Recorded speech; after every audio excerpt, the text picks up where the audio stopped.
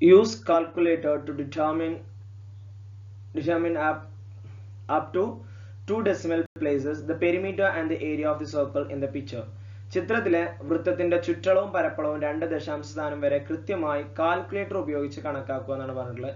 അപ്പോൾ നമുക്ക് ഇവിടെ കാൽക്കുലേറ്റർ ഉപയോഗിക്കേണ്ട ആവശ്യമുണ്ട്. എന്തുകൊണ്ടാണെന്ന് ചോദിച്ചു കഴിഞ്ഞാൽ ഡയറക്റ്റ് നമുക്ക് കണ്ടെത്താൻ പറ്റാത്ത ചില റൂട്ടുകളൊക്കെ നമുക്ക് ഇതിൽ വരുന്നുണ്ട്. അപ്പോൾ നമുക്ക് ഇവിടെ കാൽക്കുലേറ്ററിന്റെ ആവശ്യമുണ്ട്. ഓക്കെ, നിങ്ങൾക്കും കാൽക്കുലേറ്റർ യൂസ് ചെയ്യാം. ഇത് ജസ്റ്റ് ഒന്ന് ചെയ്ത് നോക്കാനും വേണ്ടിയുള്ള ചെറിയൊരു പ്രോബ്ലം ആണ്. എക്സാമിന് ഇത് ചോദിക്കുന്നില്ല, ബട്ട് നമുക്കിത് ടെക്സ്റ്റിൽ നമുക്ക് ഇങ്ങനത്തെ ഒരു ക്വസ്റ്റ്യൻ കാണാം. അപ്പോൾ നമുക്കൊന്ന് കാൽക്കുലേറ്റർ ഉപയോഗിച്ചുകൊണ്ട് തന്നെ നമുക്കിതൊന്ന് ചെയ്ത് നോക്കാം.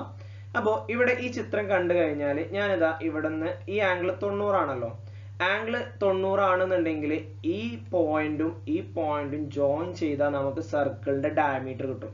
ഇപ്പൊ ഈ ഞാൻ വരച്ചതാണ് എന്ത് സർക്കിളിന്റെ ഡയമീറ്റർ അല്ലെ, കാരണം ഇത് 90 ആണെന്നുണ്ടെങ്കിൽ അർദ്ധവൃത്തത്തിലെ കോണാണല്ലോ 90. അപ്പൊ ഇവിടുത്തെ ലെങ്ത് 3 സെന്റിമീറ്റർ, ഇവിടുത്തെ ലെങ്ത് 6 സെന്റിമീറ്റർ. ഈ കോണ് 90 ആണ്. അപ്പൊ പൈതഗോറസ് തിയറം വെച്ചാണ്ട് നമുക്ക് ഡയമീറ്ററിന്റെ നീളം കാണാലോ. എന്താണ് Pythagoras theorem? H square, right triangle ആണ്, മട്ടത്രികോണാണ് ഇത് വരുന്നത്. Then H square equal to A square plus B square. Okay, ഒരു സൈഡിനെ നമുക്ക് 3 എന്ന് എടുക്കാം, ഒരു സൈഡിനെ നമുക്ക് 6 എന്ന് എടുക്കാം. അപ്പൊ 3 സ്ക്വയർ പ്ലസ് 6 സ്ക്വയർ, 3ന്റെ സ്ക്വയർ 9 ആണ്, പ്ലസ് 36 വരും. ഓക്കെ, 6ന്റെ square 36. Then H square equal to 45 എന്ന് വരും. Okay, then h equal to root 45 എന്ന് വരും. എച്ച് ഈക്വൽ ടു റൂട്ട് 45 എന്ന് വരും. ഇവിടെയാണ് നമുക്ക് കാൽക്കുലേറ്ററിന്റെ ആവശ്യം വരിക. ഇത്തരം സംഖ്യകൾ നമുക്ക് എന്ത് ചെയ്യാൻ പറ്റില്ല, പെട്ടെന്ന് കണ്ടുപിടിക്കാൻ പറ്റില്ല. അപ്പൊ ഈ സന്ദർഭങ്ങളിലാണ് നമ്മൾ കാൽക്കുലേറ്റർ യൂസ് ചെയ്യുക.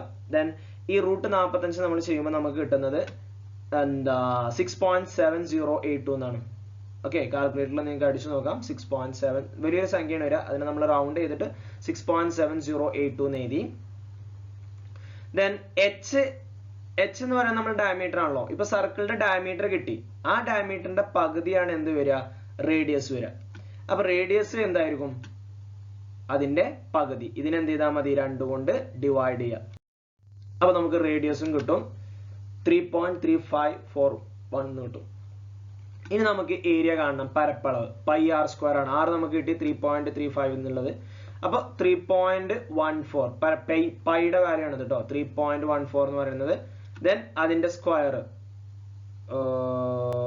1 മിനിറ്റ്, ഇവിടെ സ്ക്വയർ കണ്ടിട്ടില്ല, സോറി.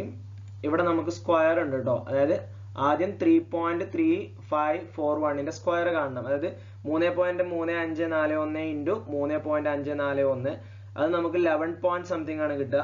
ആ നമ്പറിനെ വേണം നമ്മൾ എന്ത് ചെയ്യാന്, 3.148 മൾട്ടിപ്ലൈ ചെയ്യാന്.